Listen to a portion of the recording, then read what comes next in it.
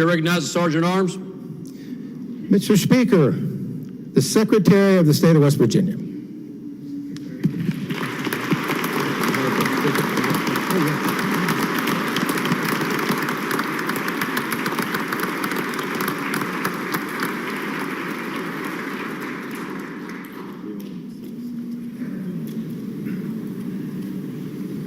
The two houses having assembled in joint assembly will now proceed to open and publish the returns of the general election held on the 5th day of November 2024 for the office of governor and the other executive officers. Ladies and gentlemen, all members and guests may be seated. Mr. Secretary, welcome.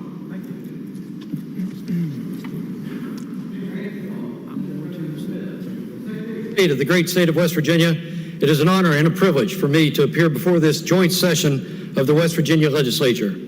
In accordance with the Constitution of the state of West Virginia, I am here today to present to the Clerk of the House and the Clerk of the Senate the certifications of election from the November 5th, 2024 general election, West Virginia's statewide elected officials to include Governor Patrick Morrisey, Secretary of State Chris Warner, Attorney General J.B. McCuskey, State Treasurer Larry Pack, State Auditor Mark Hunt, and Commissioner of Agriculture Kent Leonhardt.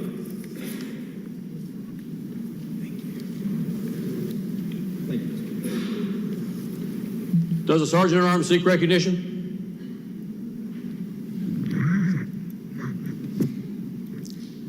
Mr. Speaker, the committee to wait upon the governor.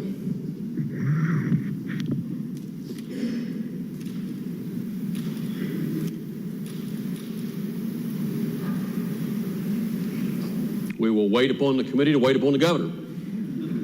Clerk will now read the results of the 2024 election for the constitutional officers.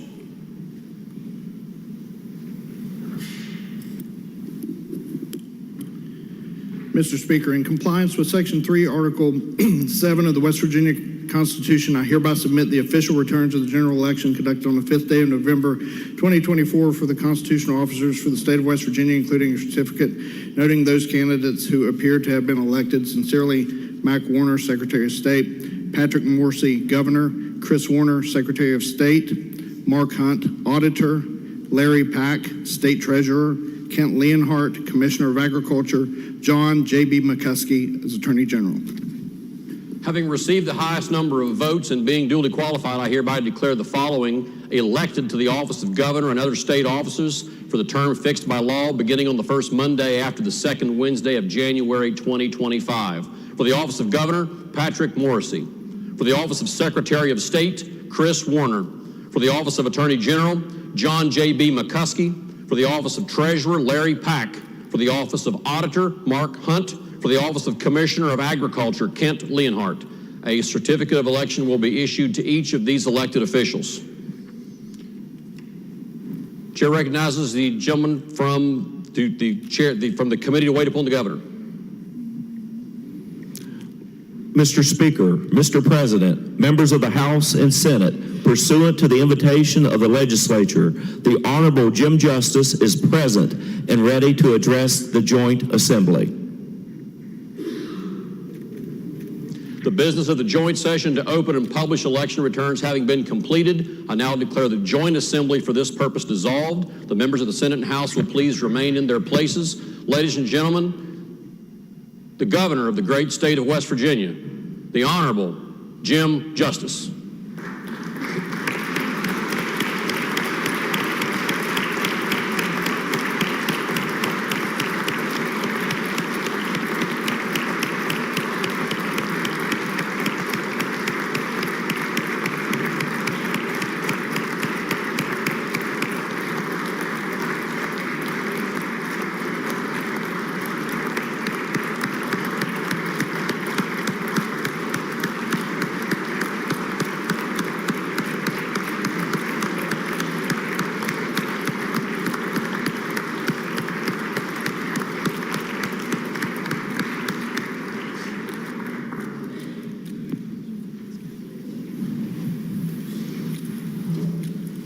Governor, First Lady Justice, ladies and gentlemen, for the final time to deliver his retiring address to the state of West Virginia, the Honorable Jim Justice.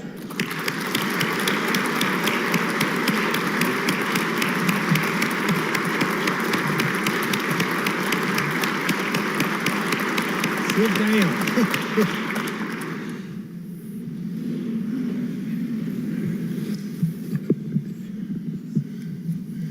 Well, first and foremost, this isn't an easy day, and it's a good day.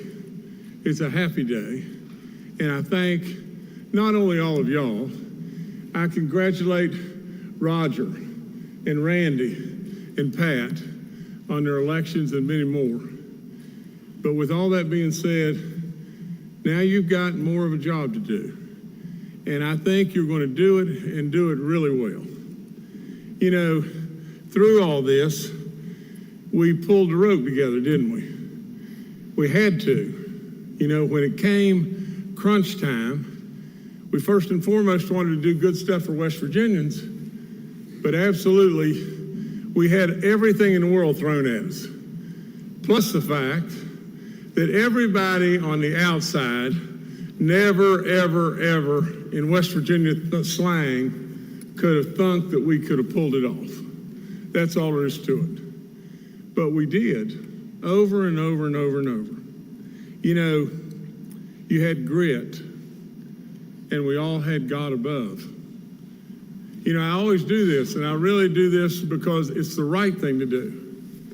I give God credit for all the good ideas. I'll take credit for the bad ones, but I really, truly mean this. From where we were on day one to where we are today, we have had a miracle from God touch all of us. And you should never, ever, ever forget that. Now, there's so many things we can talk about here. You know, I really believe just this, and I wrote down one thing. All the surpluses, all the gains, all the tourism, all the roads, all the, you know what we did? And we did this together. And you should be very proud.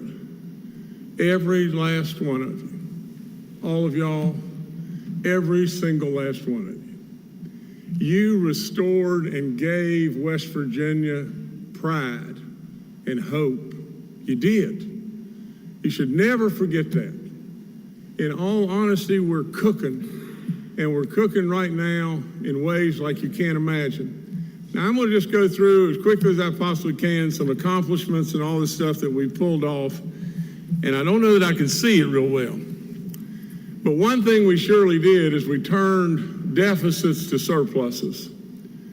You know, when I walked in this door the first time, if you'll remember, I was bouncing around here on whiteboards all over the place and doing all kinds of different things, and sweat just running off of me because I was sweating like crazy back there. Even if it would have been 10 below zero, I was still sweating. And then when we got here, it just got worse. With all that being said, all I could think about is just this.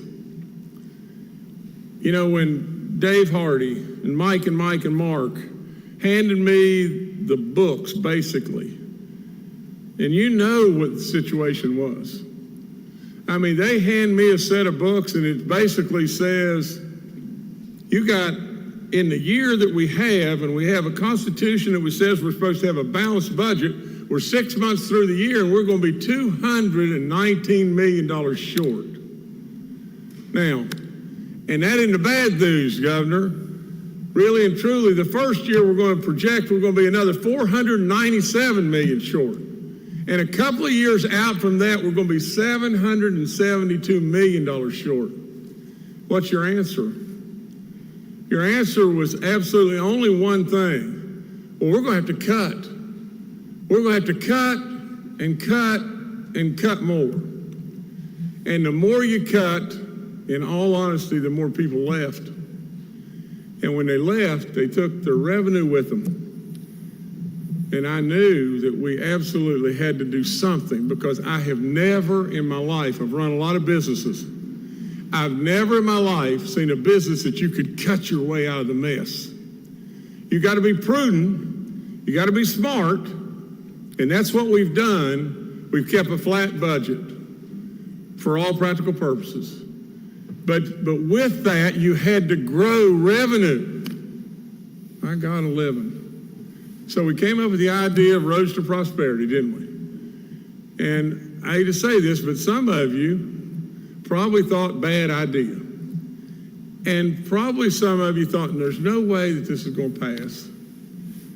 And Toby and Edith out there, that I always refer to as the voters, stood up and said, nope, we want to go with Jim on this one.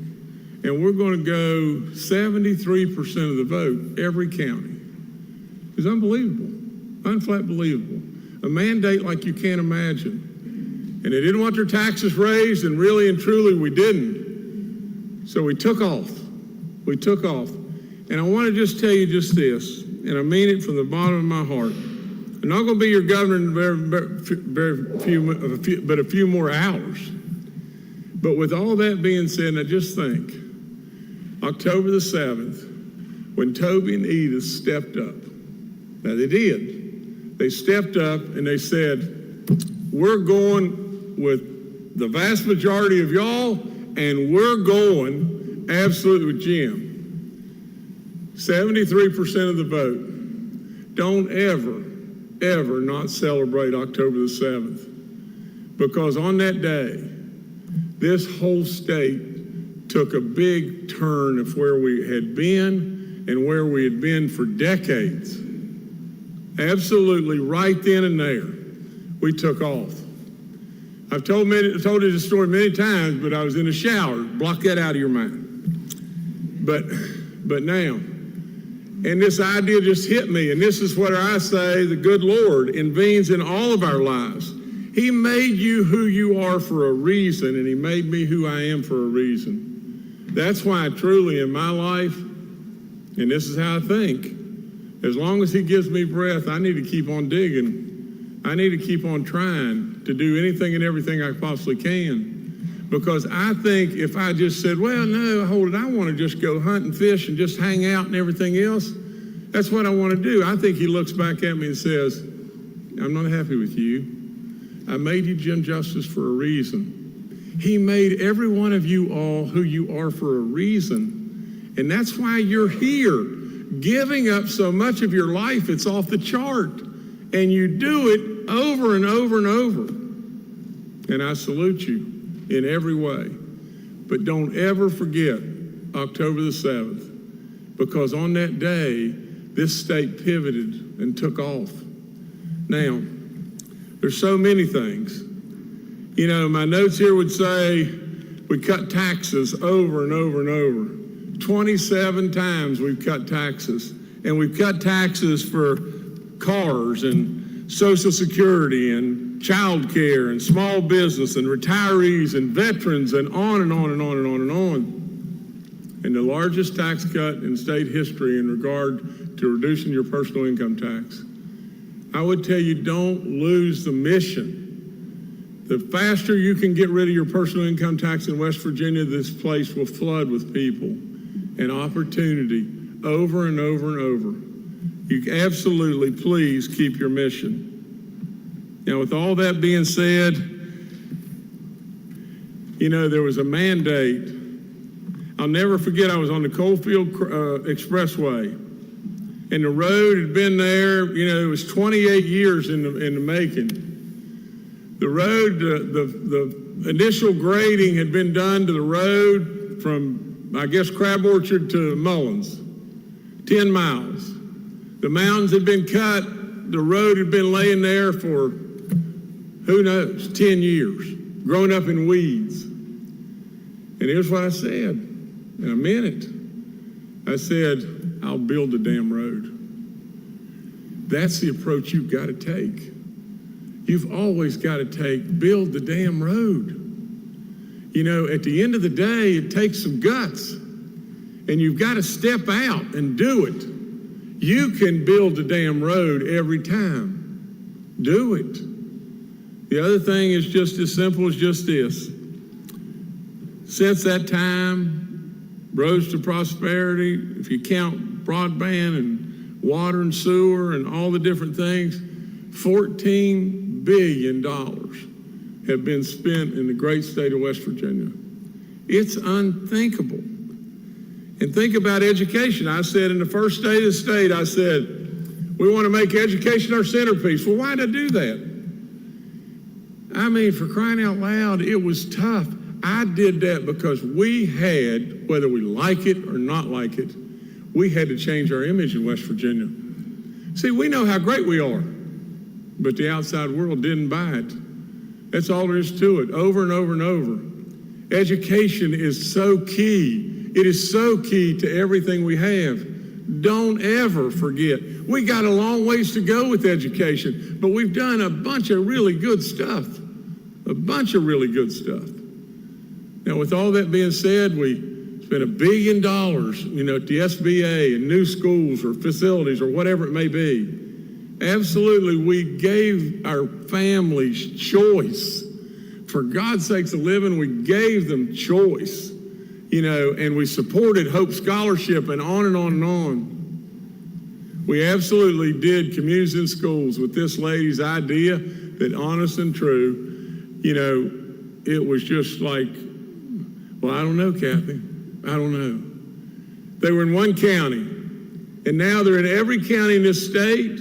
I think 270 schools, over 110,000 kids. And if you really haven't seen communities and schools in action, I don't care about the national deal. In West Virginia, if you haven't seen it in West Virginia, you haven't seen something that you need to check out. It's unbelievable. They step up and they help one child. They help a child that may be disruptive in the classroom with all kinds of kids, but they help one child with maybe a jacket or maybe a toothbrush or maybe somebody just to talk to. And then along came the therapy dogs, and look what that's happened. Look what's happened there. Every time I do this, I get all choked up, but you got to hear it. There's a little kid at Pineville. He's severely handicapped. Absolutely, he wouldn't come to school. He just wouldn't come to school. Now he's there with a little dog that's there, and he was reading to the dog. Gosh, here I go again. This is tough on me, this part. And we walked up to him, and we said, son, how's your day? And he looked up, and he said,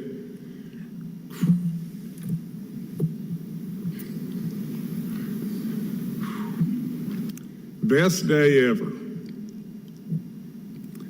I'm telling you, this program has really worked.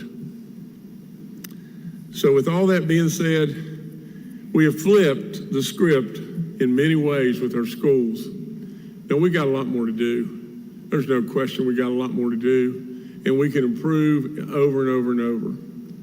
But the things we've done as far as choice, the things we've done as far as the SBA, the things we have absolutely been able to do because of the fact that we're economically so sound, it's unbelievable. We've done good stuff, and you should really be proud of that.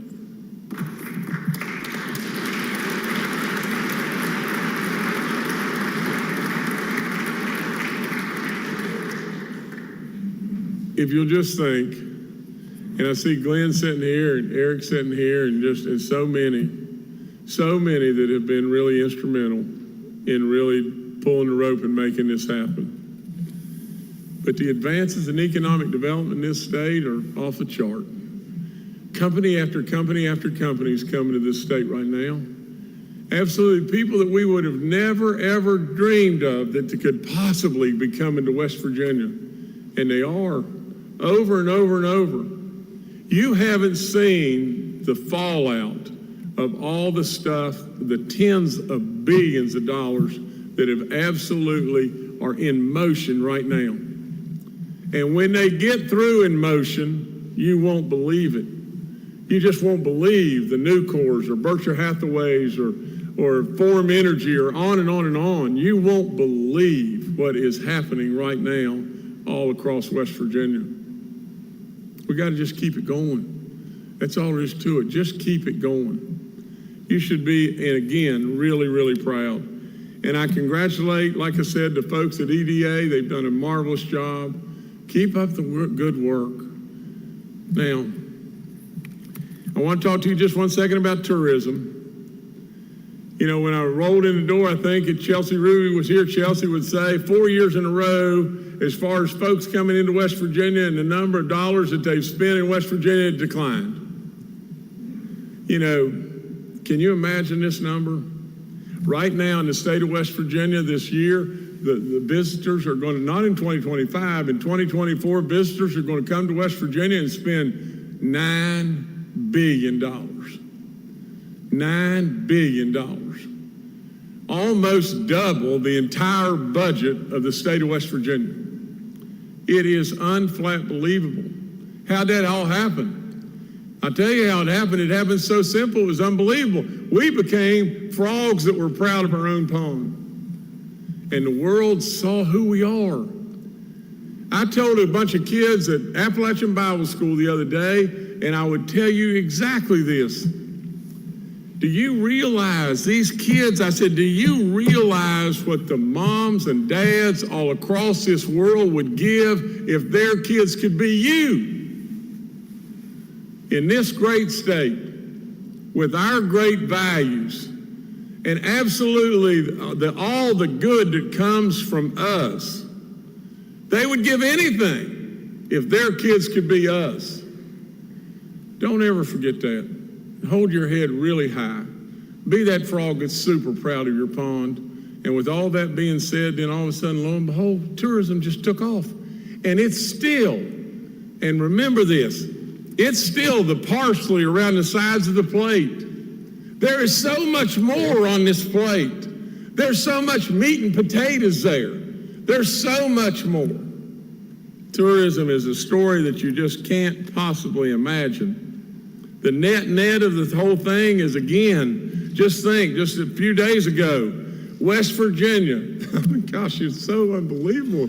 It's off the chart, but West Virginia, the #1 inbound migration state. Just imagine it. We were supposed to be that state that was so backward, should know your place, shouldn't absolutely dream big, because you can't ever do that. We were supposed to know our place. And I hope nobody's here from Mississippi, but we were supposed to be constantly competing with Mississippi to see who would be dead last. I hope to goodness nobody's here from Mississippi. But really, we're not doing that anymore, are we? I salute you on this. Really, so much of this is because of our conservative decisions. You know, we stood rock solid for life, didn't we? And anybody on the outside that would wonder about West Virginia, you best better know rock solid. We stand for life in West Virginia.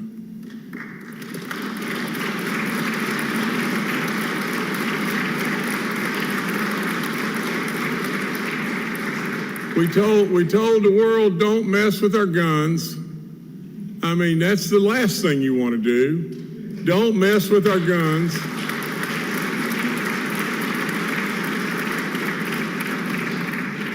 We appointed conservative judges over and over. We didn't take a blind eye to the border crisis. Absolutely, for the most part, all of us should love and respect Donald Trump.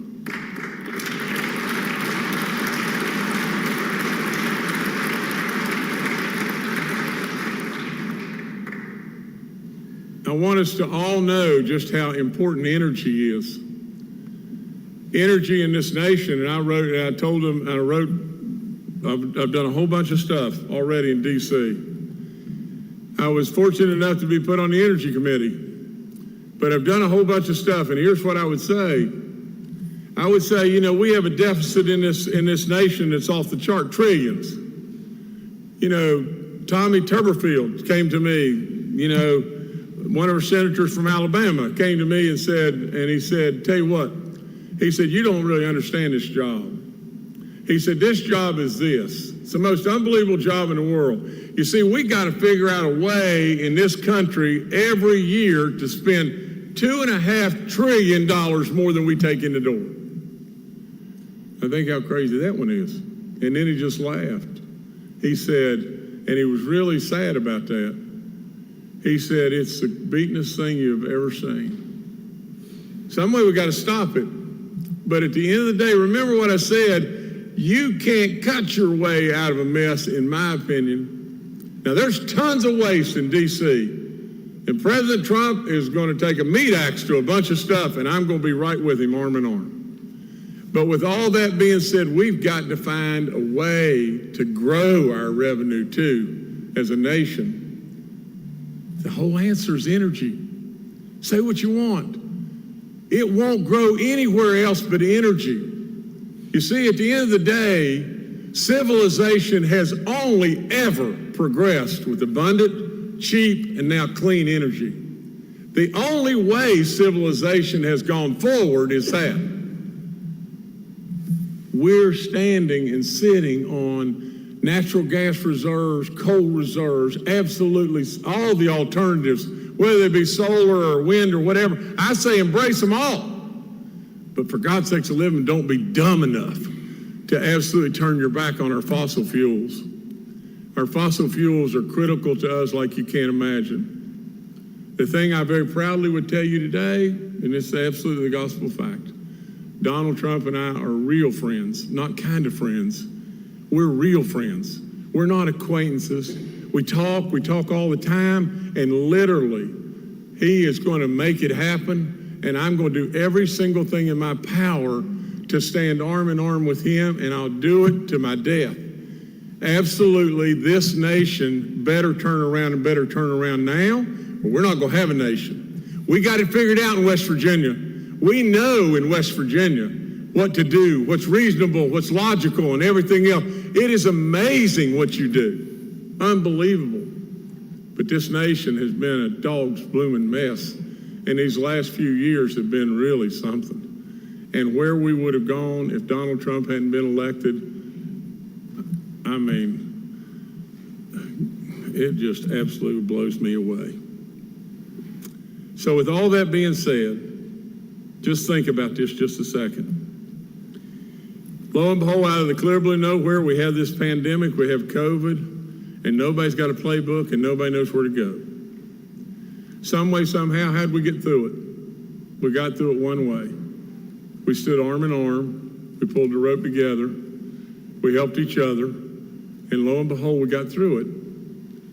Now, there's all kinds of things now that we look back on that we could change, but for crying out loud, nobody knew. Nobody knew. Everybody was doing the best we could possibly do, but one thing we did, West Virginia in many ways led the way. Little old West Virginia. That in its own way helped us for the world to see West Virginia. You know, I've said this a bunch of times, and I really mean it. You needed a head coach. I hope that you think that I've been a decent coach. Absolutely, but you can't win ball games if you don't have great players. And you were the players, and you were great players. You made me proud so much it was off the chart. Absolutely, I promised you a rocket ship ride, and we're riding that rocket like we can't imagine. We got a new governor coming in, and we wish him the best like you can't imagine. For crying out loud, please, nobody root for failure. I mean, absolutely, I think the world of Patrick and Denise, and I wish them the best in every way, and I stand ready to try to help them at every minute, and so does Kathy, so does my whole family. I pray that they will have successes like you can't imagine.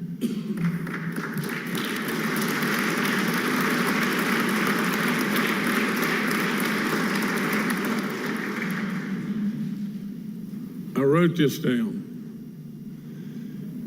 We pulled the rope together. We made tough, right decisions. You know, we proved them wrong, didn't we? We proved them wrong over and over. They called us hillbillies, but we proved them wrong. And now West Virginia, in many ways, is the envy of the world. I would tell you, keep it going. Absolutely keep it going. I'm so proud of you, it's off the chart. My dad would say over and over, it's been a real honor flying with you. It really has. I absolutely would wish you the best in every way. God bless each and every one of you. It's one tough job that you have, that I had, but you are the best. And you should always please remember that. And so as I leave you, I would say, I'm very, very proud of you. I can't say anything better than what my dad would have said when he said, it's been a real honor flying with you. God bless you.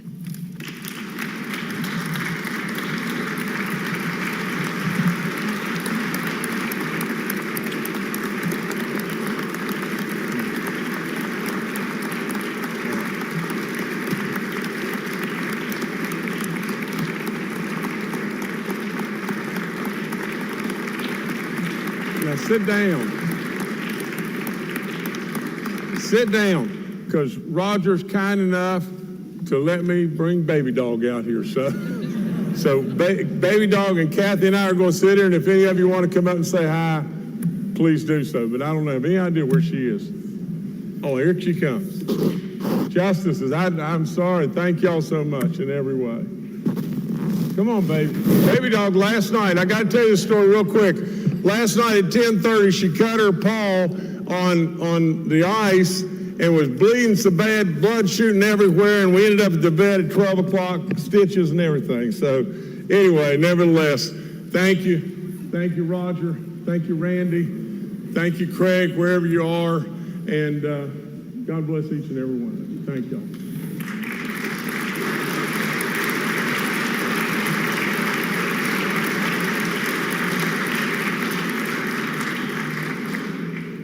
Okay, now I'm done. Y'all can leave.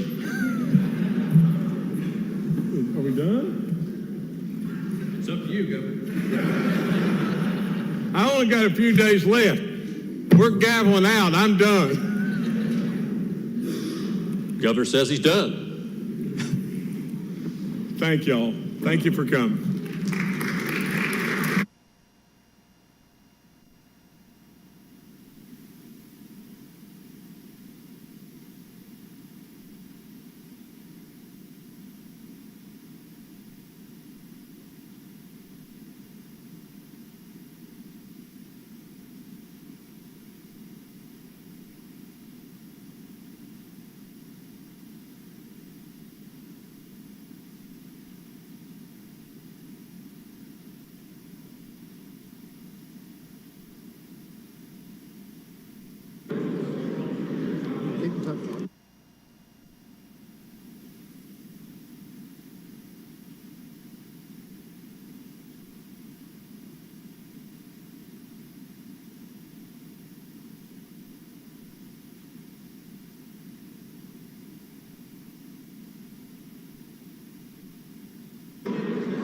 Ladies and gentlemen, with that, we will declare the joint assembly dissolved. Chair will ask the House members to please remain at your place. Chair will ask the House members to please remain at your station.